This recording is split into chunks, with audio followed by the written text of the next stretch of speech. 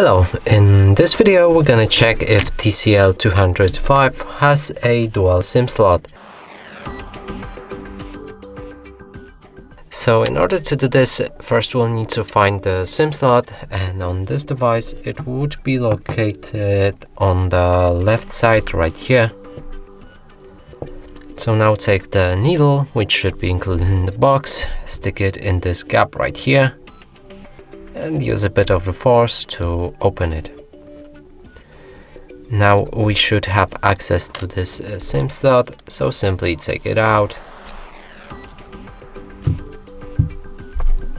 And right here we can find that it has one slot right here for sure, and the other